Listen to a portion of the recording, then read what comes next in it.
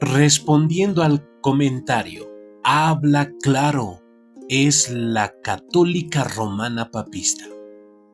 Este comentario contiene un error historiográfico.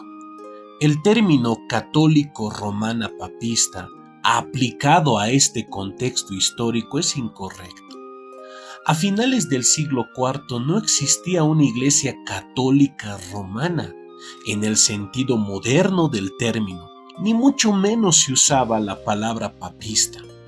En esa época, el cristianismo no era un movimiento religioso monolítico, sino heterogéneo, con diversos matices, aunque ya existía un esfuerzo creciente por establecer una doctrina común y por consolidar la unidad eclesial. Con el edicto de Milán en el 313 después de Cristo, se puso fin a la persecución al cristianismo en el Imperio Romano, y la figura del emperador adquirió una gran influencia en los asuntos religiosos.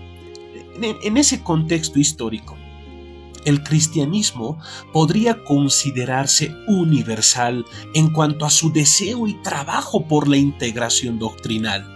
Pero la división formal entre la Iglesia de Occidente, que más tarde se conocería como la Iglesia católico-romana, y la Iglesia de Oriente, que se la conocerá como la Iglesia ortodoxa, no se concretó sino hasta el gran cisma del 1054, es decir, en el siglo XI. De igual manera, no existía un papado con la autoridad que alcanzaría siglos después. El concepto del papa como autoridad suprema y central no emergió plenamente sino hasta mucho más tarde.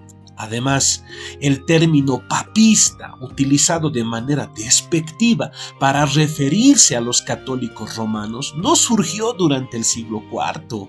Esta expresión, que adquirió connotaciones peyorativas, emergió en el siglo XVII, especialmente en el contexto de las tensiones religiosas entre católicos y protestantes en Europa.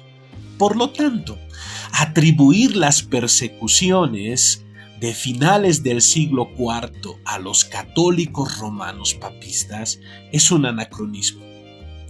Es más preciso indicar que, tras la conversión del cristianismo en la religión oficial del Imperio Romano con el edicto de Tesalónica en el 380 después de Cristo, la Iglesia cristiana, que aún no estaba dividida entre Oriente y Occidente ni entre católicos y protestantes, comenzó a perseguir a grupos considerados paganos, heréticos o desviados, por la unidad que se estaba forjando bajo credos y autoridades políticas.